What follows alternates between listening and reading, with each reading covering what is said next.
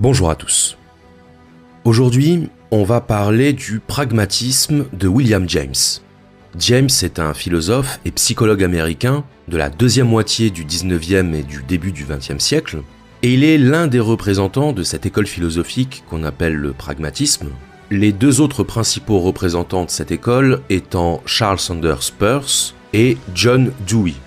Si je fais cette précision, c'est parce qu'il existe des désaccords, il existe des dissensions entre ces trois théoriciens du pragmatisme. Et aujourd'hui, on va s'intéresser spécifiquement au pragmatisme tel que théorisé par William James. Et si j'ai fait ce choix, c'est parce que James nous a proposé une présentation de cette école philosophique, une présentation destinée au grand public, à travers son livre principal qui est un recueil de 8 conférences, et qui s'intitule précisément « Le pragmatisme ». Alors avant de commencer, je dois vous dire quelque chose. Ce que vous allez entendre dans cet audio va vous paraître très étrange. Et quand je dis que ça va vous paraître étrange, je ne veux pas dire par là que vous n'allez pas comprendre. Je veux dire par là que ça va vous paraître extrêmement éloigné de ce que vous avez l'habitude d'entendre en philosophie. Il est fort possible que vous ressortiez de cet audio avec l'impression que ce dont on aura parlé n'était pas de la philosophie. Parce que le propre du pragmatisme, c'est justement de remettre en cause radicalement les fondements intellectuels, les fondements conceptuels sur lesquels on a coutume de bâtir une pensée philosophique. Et d'ailleurs, James le précise dès le début de son ouvrage, dans sa première leçon sur le pragmatisme, il nous dit que le pragmatisme ne désigne pas tant un système de pensée philosophique, ne désigne pas tant une doctrine. Le pragmatisme désigne une attitude. Si vous préférez, le pragmatisme ne vous dit pas ce que vous devez penser, le pragmatisme ne vous indique pas la vérité, le pragmatisme vous indique comment il vous est possible de vous comporter intellectuellement face à un problème.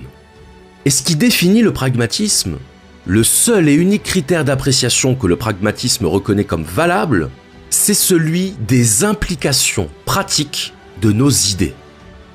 Autrement dit, pour le pragmatisme, ce qui fait la valeur d'une idée n'est pas son contenu, ce qui fait la valeur d'une idée, ce sont ses implications pratiques. Et donc pour les pragmatistes, une idée n'a pas de réalité autonome, elle est toujours liée aux conséquences pratiques qu'elle engendre. Donc c'est ça finalement l'étrangeté du courant pragmatiste, c'est ce déplacement du critère d'évaluation d'une idée. Le pragmatisme ne se préoccupe pas de la vérité d'une idée, et on se penchera tout à l'heure sur cette question de la vérité du point de vue pragmatiste.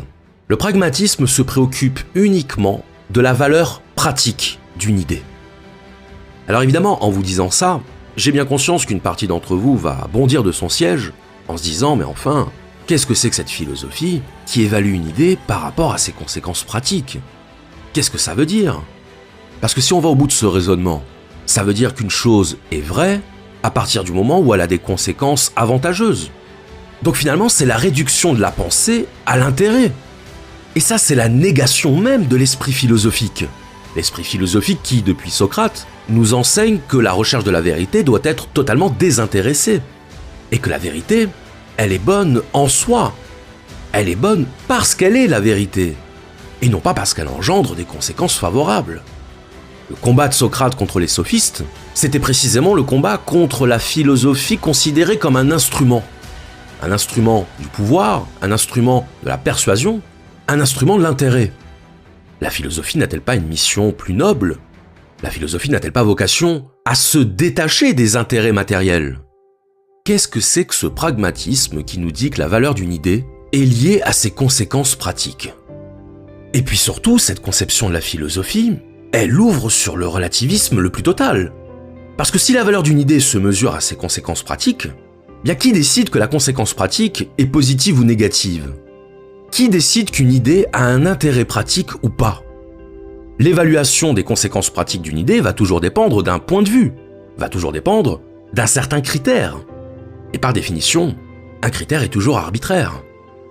Dire qu'une idée n'a de valeur que par rapport à ses conséquences pratiques, est-ce que ce n'est pas renoncer à toute espèce de vérité ? Eh bien, c'est ce qu'on va voir maintenant. Ce que nous dit William James, c'est que si deux idées n'entraînent pas de différence dans la pratique, alors elles sont en réalité équivalentes. Et la réciproque de cette proposition, c'est que si deux idées identiques conduisent à des conséquences pratiques différentes, alors elles ne sont pas identiques. Retenez bien ça. Pour le pragmatisme, si deux propositions n'entraînent aucune différence dans la pratique, alors elles sont équivalentes. Et pour vous aider à bien comprendre cette idée, je vais vous lire un passage de la première leçon de William James dans son livre Le pragmatisme. Je cite : « La méthode pragmatique est avant tout une méthode de résolution des débats métaphysiques qui, sans cela, seraient interminables. Le monde est-il un ou multiple ? Est-il soumis à la fatalité ou bien est-il libre ? Est-il matériel ou spirituel ? Chacune de ces notions est plus ou moins valable pour rendre compte de l'univers et donne lieu à des discussions interminables. En l'occurrence, la méthode pragmatique vise à interpréter chaque notion en fonction de ses conséquences pratiques. Quelle différence y aurait-il en pratique si telle notion plutôt que telle autre était vraie ? Si aucune différence pratique n'apparaît, c'est que les deux notions sont pratiquement équivalentes et que la discussion est vaine. Il ne saurait y avoir de différence qui ne fasse de différence autre part. La philosophie ne devrait avoir pour unique fonction que de déterminer précisément quelle différence cela fera pour vous ou pour moi, à tel et tel moment de notre vie, si l'on tient pour vrai telle formule de l'univers plutôt que telle autre. Alors comme je sais que vous serez nombreux à froncer les sourcils face à cette conception pragmatiste de la philosophie, je vais tout de suite vous donner un exemple très concret. Imaginons deux personnes qui affirment toutes les deux croire dans l'existence de Dieu. Donc la première personne affirme « Dieu existe » et la deuxième personne affirme également « Dieu existe ». Si on s'en tient à une approche philosophique classique, on dira que ces deux propositions sont équivalentes. Mais un pragmatiste voudra aller plus loin. Il voudra comprendre quelles sont les implications pratiques pour chacune des deux personnes de leur croyance en Dieu. Et donc il demandera à la première personne « Qu'est-ce qu'implique dans les faits ta croyance en Dieu ? Qu'est-ce que le fait de croire en l'existence de Dieu a comme conséquence pratique ?» À ce moment-là, la personne lui répondra « Bien pour moi, ça signifie qu'il existe au-dessus du monde terrestre un être tout-puissant et omniscient qui nous prescrit d'agir d'une certaine manière, qui nous commande de faire le bien et qui nous jugera à notre mort. Autrement dit, ma croyance en l'existence de Dieu a pour conséquence pratique que je dois suivre la voie du bien. Maintenant, imaginons que la deuxième personne nous dise « Dieu existe, mais pour moi, Dieu ne nous juge pas. Dieu a créé l'univers, mais Dieu ne nous prescrit rien en termes d'action. C'est la vision déiste de Dieu conçue comme grand architecte. Cette idée d'une force créatrice et organisatrice de l'univers, mais qui n'a pas vocation à nous dire ce qu'est le bien ou ce qu'est le mal. Selon cette conception de Dieu, les cultes religieux, les rituels religieux, sont des inventions humaines qui n'émanent pas directement de la volonté divine.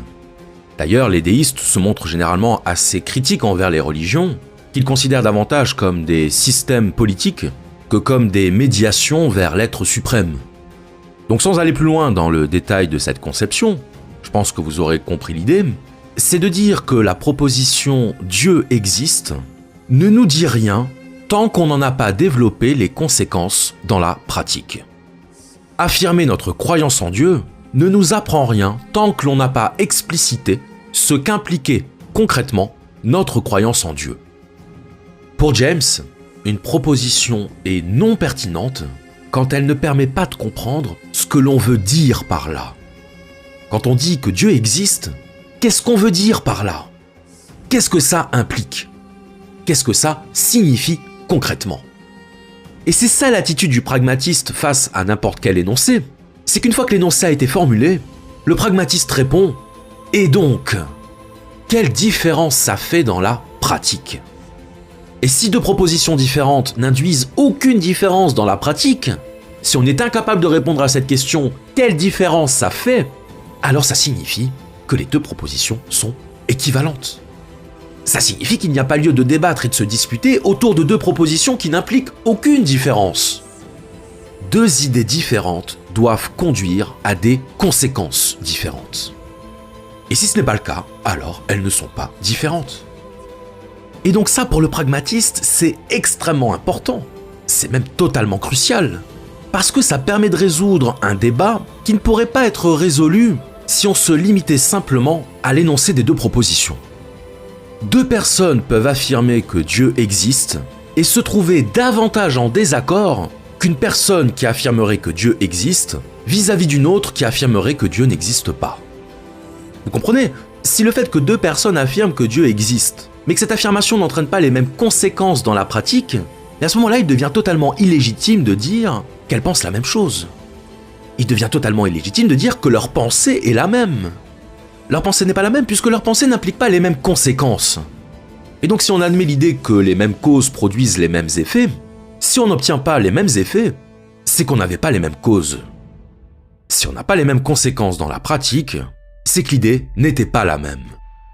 Parce que maintenant, imaginons une personne qui dirait « Dieu existe, mais Dieu ne me demande rien. Dieu ne me prescrit pas d'agir de telle ou telle manière. » Eh bien, qu'est-ce qui va distinguer cette croyance ? Qu'est-ce qui va distinguer cette idée de l'idée selon laquelle Dieu n'existe pas ? Quelles différences dans la pratique vont entraîner ces deux propositions différentes ? Bien, la réponse de James est toute trouvée. Si deux idées n'entraînent aucune différence dans la pratique, alors elles sont équivalentes.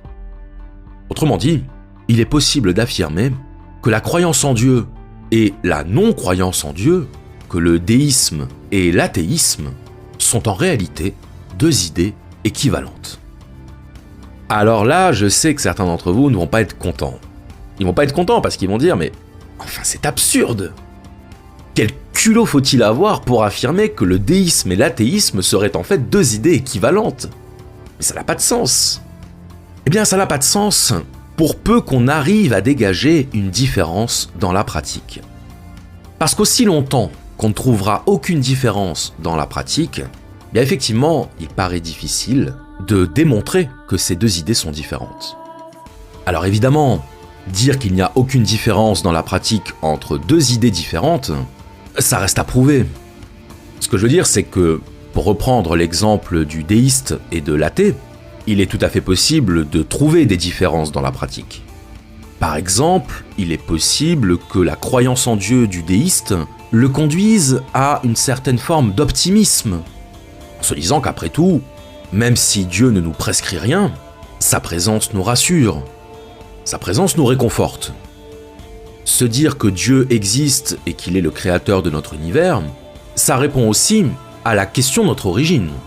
Et en répondant ainsi à la question de notre origine, cela apaise l'une de nos angoisses. L'angoisse de l'ignorance, l'angoisse du non-sens. Croire en Dieu, ça donne du sens. Donc vous voyez, lorsqu'on dit qu'il n'y a pas de différence dans la pratique, en réalité, on trouve toujours des différences. Et ce que nous disent les pragmatistes, c'est que ce sont précisément ces différences qui doivent être prises en compte lorsqu'on évalue et lorsqu'on se positionne en faveur d'une idée. Une idée n'a pas de valeur de par sa formulation, elle n'a pas de valeur en tant qu'entité abstraite indépendante du monde matériel. La valeur d'une idée est toujours fonction de ses conséquences dans la pratique.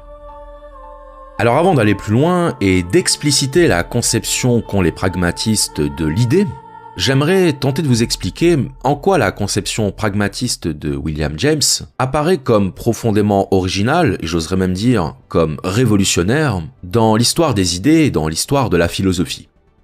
Dans son livre Le pragmatisme, James part du constat qu'il existe deux tendances au sein de l'histoire de la philosophie, deux tendances qui se sont affrontées et que le pragmatisme prétend réconcilier. Ces deux tendances, c'est le rationalisme et l'empirisme. Donc là, il faut que je rappelle rapidement ce qu'on appelle le rationalisme et l'empirisme.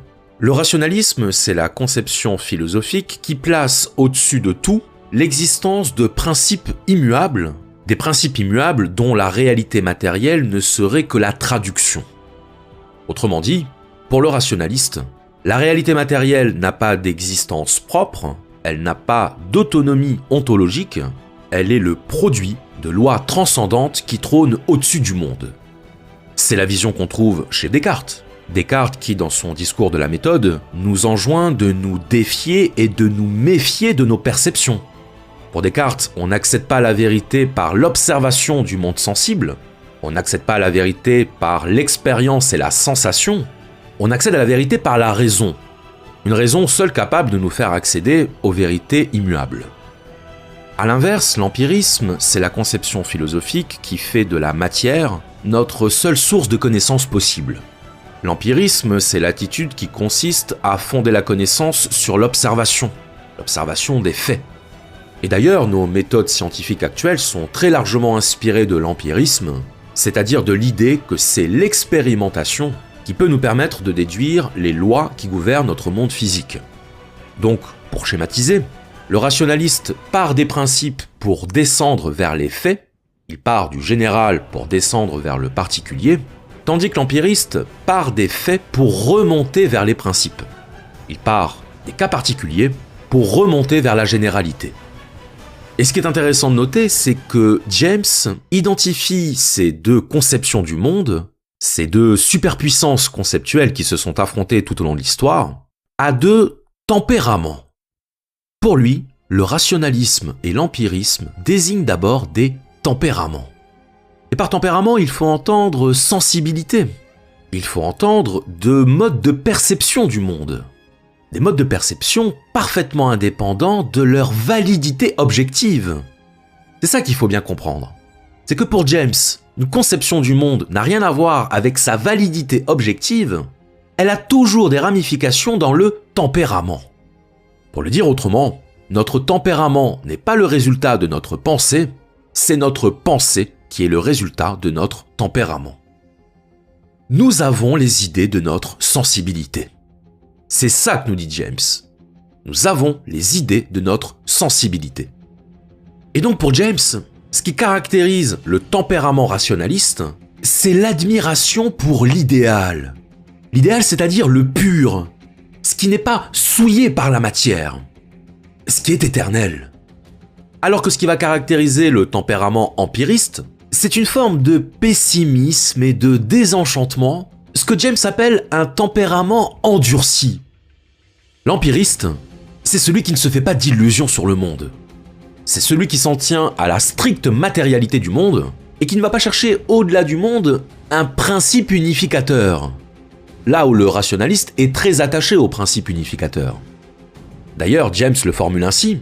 Il dit que le rationaliste est un moniste, c'est-à-dire quelqu'un qui est à la recherche de l'unité fondamentale, l'unité originelle, là où l'empiriste est un pluraliste, c'est-à-dire quelqu'un qui va considérer les parties avant le tout.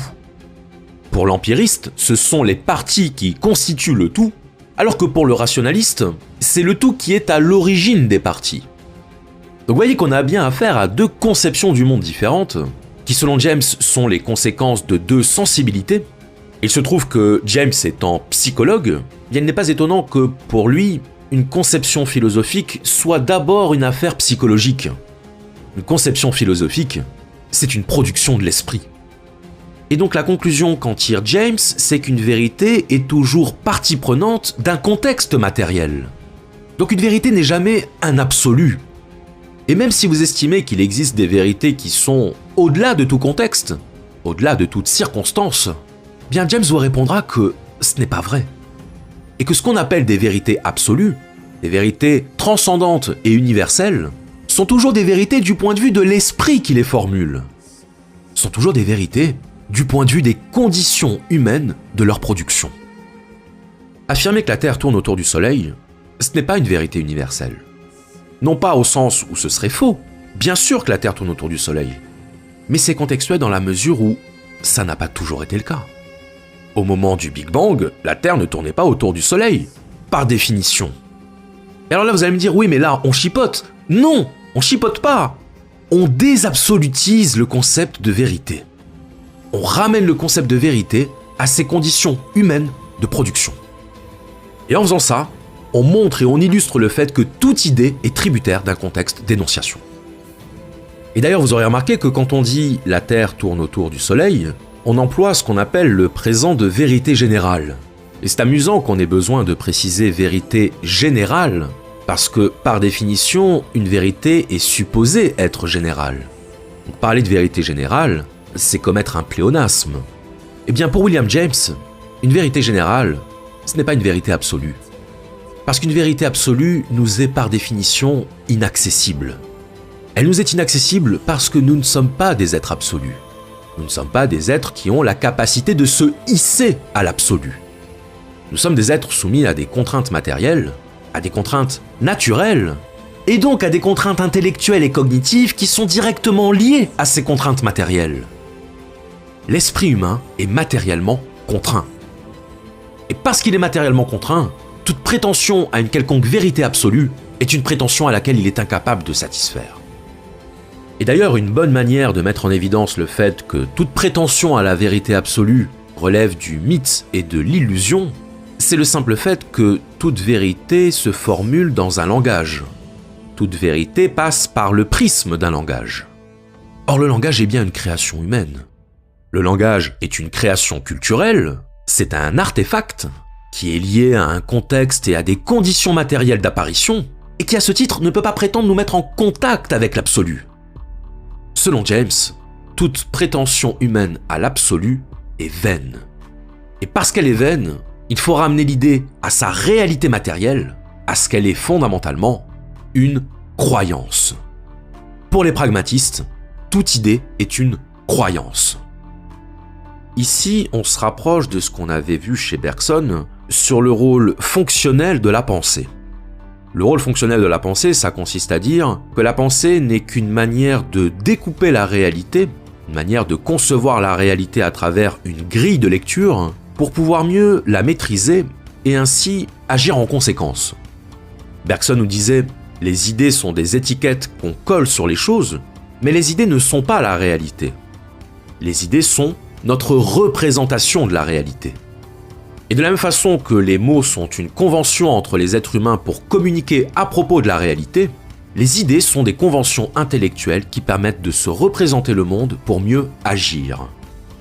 Pour le pragmatisme, la finalité d'une idée, la raison d'être d'une idée, c'est l'action. Donc pour bien comprendre la pensée pragmatiste, il est indispensable de comprendre la définition pragmatiste de la vérité. Une vérité est une idée qui fonctionne dans la pratique. Qu'est-ce que ça veut dire ? Ça veut dire qu'une vérité, c'est l'énoncé d'une relation fonctionnelle qui permet d'unifier les faits pratiques. Et c'est ce qui conduit James à affirmer cette chose absolument scandaleuse d'un point de vue philosophique, qui est qu'une idée est vraie quand elle est bonne. Bonne pourquoi ? Bonne pour l'action. Bonne pour l'adaptation à la réalité. Parce que toutes nos idées tirent leur origine d'un contexte matériel et d'un rapport à la réalité matérielle, ça signifie qu'une idée est vraie quand elle est pratiquement valable. Une idée est vraie quand elle fonctionne. Et c'est ce qui conduit James à dire que la vérité d'une idée n'est pas quelque chose que l'on peut établir de manière définitive. Une chose n'est pas vraie une fois pour toutes. Elle est vraie dans la mesure où elle supporte le test de la vérification pratique. Une vérité n'est jamais immuable, une vérité est toujours liée à un contexte d'énonciation particulier, et donc une idée reste vraie dans la mesure où elle se vérifie dans nos actions. Donc vous voyez que pour les pragmatistes, une idée n'est jamais vraie de manière absolue. Elle n'est vraie que dans le contexte local de sa vérification.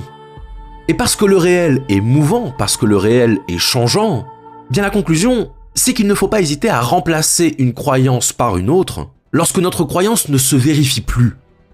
Lorsque notre croyance ne passe plus le test de la vérification pratique. Et d'ailleurs, vous aurez remarqué que dans notre vie de tous les jours, c'est souvent lorsque nos croyances se heurtent à des murs, c'est souvent lorsque nos croyances sont contredites par la réalité, contredites par les faits, que l'on est poussé à s'en défaire. Mais tant que nos croyances fonctionnent, tant que nos croyances nous permettent de bien vivre, de vivre sans subir la réponse contradictoire du réel, et à ce moment-là, on n'a aucune raison d'en changer. On n'a aucune raison de remplacer une croyance par une autre tant que notre croyance n'a pas subi la pression contradictoire des faits. Le principe même de la remise en cause, de la remise en question d'une de nos croyances, c'est le fait qu'une de nos croyances nous a conduit à un problème, nous a conduit à une contradiction, nous a conduit à un échec.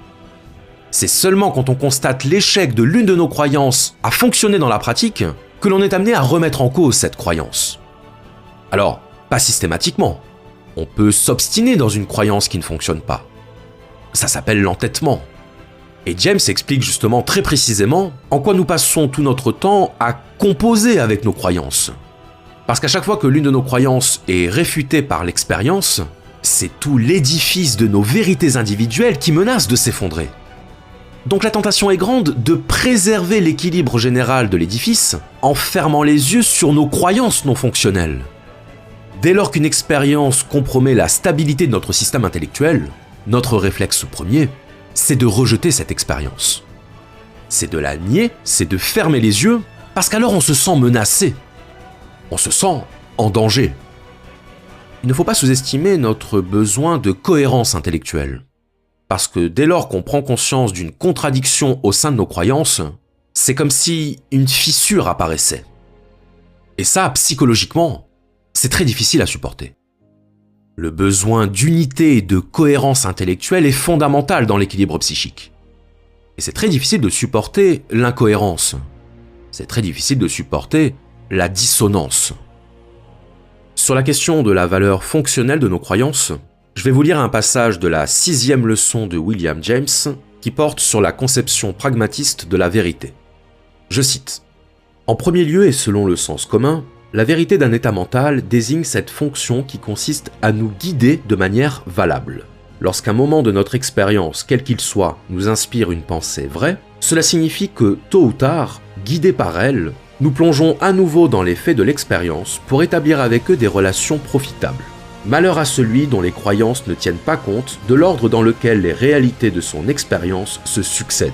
Elles ne le mèneront nulle part ou l'induiront en erreur. » Donc l'idée qui est ici développée, c'est que la vérité désigne essentiellement ce processus par lequel une croyance se vérifie dans notre expérience.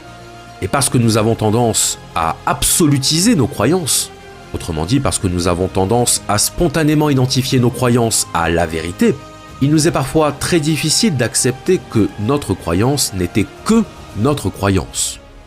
Et c'est finalement notre penchant rationaliste, c'est-à-dire notre penchant à préférer les vérités immuables et définitives, qui rend particulièrement difficile psychologiquement le constat de l'échec de nos croyances. Il est d'autant plus difficile d'abandonner une croyance que l'on a la conviction que cette croyance est la vérité. Donc on peut s'obstiner dans une croyance qui ne fonctionne pas, une croyance démentie par notre expérience, mais on ne pourra jamais faire en sorte que la réalité nous donne raison quand elle nous a donné tort. Et si la réalité bouscule nos croyances, si la réalité met à l'épreuve nos croyances, voire les anéantit, il devient alors nécessaire de les abandonner. Car, comme tout ce qui existe sur Terre, elles auront fait leur temps. La particularité du pragmatisme, c'est d'intégrer cette dimension psychologique de notre rapport à la vérité. C'est d'intégrer le fait que nos croyances sont bien souvent pour nous un moyen de maintenir la cohésion générale de notre système de pensée. Et que lorsqu'une pièce du puzzle ne s'insère pas avec les autres, autrement dit, lorsqu'une idée issue d'une nouvelle expérience ne s'intègre pas dans le puzzle de nos croyances, lorsqu'une croyance se heurte au démenti de l'expérience, bien on ne va pas accueillir cette nouvelle croyance, on ne va pas accueillir la vérité de cette expérience nouvelle, on va détourner le regard. On va faire comme si on ne l'avait pas vu.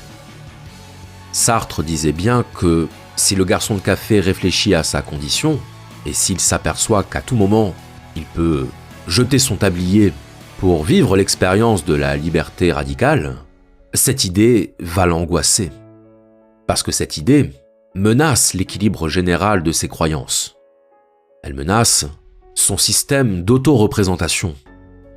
Elle menace son image de lui-même. Si la conception pragmatiste de la vérité nous dérange, c'est parce qu'elle va à l'encontre de notre tendance à vouloir tout systématiser, à vouloir tout unifier et à vouloir contempler le tableau cohérent et homogène de nos idées. Or, nos idées ne sont pas un tableau cohérent. Nos idées sont un magma, Et si nous refusons cette perspective, si nous refusons qu'il y ait des irrégularités dans le puzzle de nos idées, nous nous condamnons à la souffrance. Si le but de la pensée, c'est de comprendre le monde pour s'y adapter, et si le monde évolue sans cesse, alors nos idées également évolueront sans cesse. Est-ce que pour autant cela fait de nous des esprits inachevés ? Oui, nous sommes tous des esprits inachevés. Et c'est pour cette raison que nous sommes capables d'évoluer, d'apprendre, de devenir meilleurs. Je vous remercie.